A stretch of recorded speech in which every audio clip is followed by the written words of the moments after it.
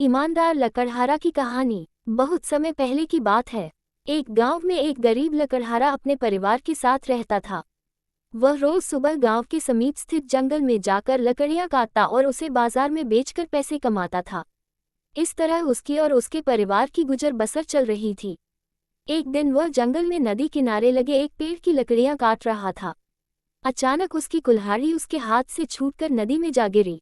नदी गहरी थी, जिसमें उतरकर कुल्हाड़ी निकाल पाना लकड़हारे के लिए संभव नहीं था।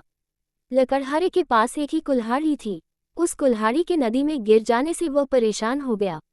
वह सोचने लगा कि अब वह अपनी जीविका कैसा चलाएगा। उसके पास जीविका चलाने का कोई और साधन नहीं था। वह दुखी होकर नदी किनारे खड़ा हो गया और भगवान से प्रार्थना करने लगा, भगवान, मेरी कुल्हाड़ी मुझे वापस दिला दीजिए।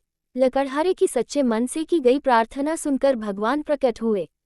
उन्होंने उससे पूछा, पुत्र, तुम्हें क्या समस्या है? लकड़हारे ने कुल्हाड़ी नदी में गिरने की बात भगवान को बता दी और उनसे याचना की कि वे उसकी कुल्हाड़ी वापस दिला दें।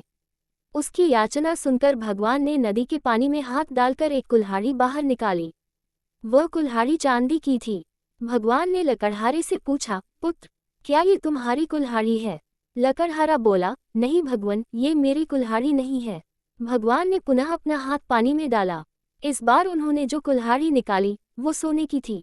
उन्होंने लकड़हारे से पूछा, पुत्र, क्या ये तुम्हारी कुल्हाड़ी है? लकड़हारा बोला, नहीं भगवान, ये मेरी कुल्हाड़ी नहीं है। भगवान बोले, इसे अच्छी तरह से देख लो, ये सोने की कुल्हाड़ी है। क्या वास्तव में ये तुम्हारी नहीं है? नहीं भगवान, लकड़हारा बोला, सोने की इस कुल्हाड़ी से लकड़ियां नहीं कटती। ये मेरे किसी काम की नहीं है। मेरी कुल्हाड़ी तो लोहे की है। इस बार कुल्हाड़ी देख लकड़हारा प्रसन्न हो गया और बोला, भगवान, यही मेरी कुल्हाड़ी है। आपका बहुत बहुत धन्यवाद। भगवान लकड़हारे की ईमानदारी देख बहुत प्रसन्न हुए और बोले, पुत्र, मैं तुम्हारी ईमानदारी से बहुत अत्यंत प्रसन्न हूँ, इसलिए तुम्हें लोहे की कुल्हाड़ी के साथ साथ सोने और चांदी की कुल्हाड़ी भी देता हूँ। ये कहकर भगवान अंतर्ध्यान हो गए। लकड़हारा अपनी ईमानदारी के कारण पुरस्कृत हुआ। सीख, सदा ईमानदार रहें। ईमानदारी सदा सराही जाती है।